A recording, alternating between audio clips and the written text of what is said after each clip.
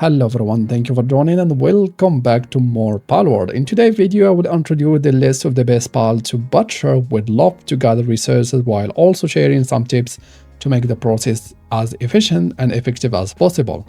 Breeding pals had never been easier, all thanks to the power of money. With the gold coin assembly, you can now make infinite money, which means you don't have to spend hours gathering ingredients to make cakes, just buy everything instead. It's faster and much more convenient. And here is the first tip of the video. You can reduce the cost of buying items thanks to the noble passive. Even though it says only affects sell prices, it actually works for both buying and selling. Having 5 pals with the noble passive in your party makes a huge difference in pricing compared to having none. The only ingredient you can't buy is honey, so make sure you have beeguard in your range to produce it. When breeding pals, the most important passive you will need is Philanthropist, as it speeds up the process by 100%. Second essential, it will be Nocturnal or Vampiric, which ensure your pals don't sleep. Keep in mind dark type pals have this by default, so no need to worry there. All other passive that increase the walk speed don't affect the breeding speed. And now let's talk about Spalateria partner skill, which increase the material you get when buttering with the meat cleaver. Unfortunately, this skill doesn't work with the conveyor, making it somehow useless unless you plan to butcher every pal manually using the meat cleaver, which, let's be honest, would take forever.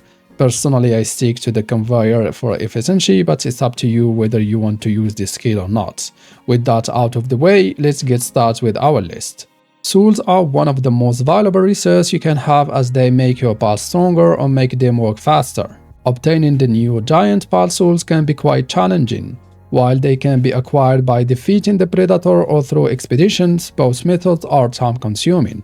Personally, I rely on breeding, and since I started, I never run out of souls. There are 3 pals that you can breed for large pal souls. Anubis, that has also chance to drop innovative manual, Frostnox, that also drop quartz, and finally Necromos, that also drop pal metal ingots. I prefer using Anubis because it's easy to breed and I already have one with the passive I want. And thanks to the Crusher, you can convert a large soul into any other type of soul, making the process even more convenient.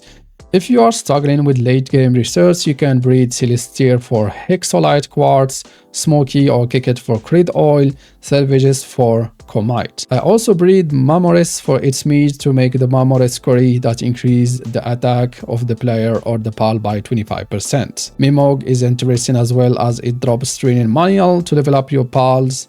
And finally, any alpha pal for Ancient Civilization part, plus some of them drop legendary schematics. These are the pals that I personally focus on for butchering, but there are plenty of others that can be useful, like Lilin for the medicine or Lavender for the juices. I recommend checking the Palladia to explore the potential drops for each pal and create your own list based on your needs.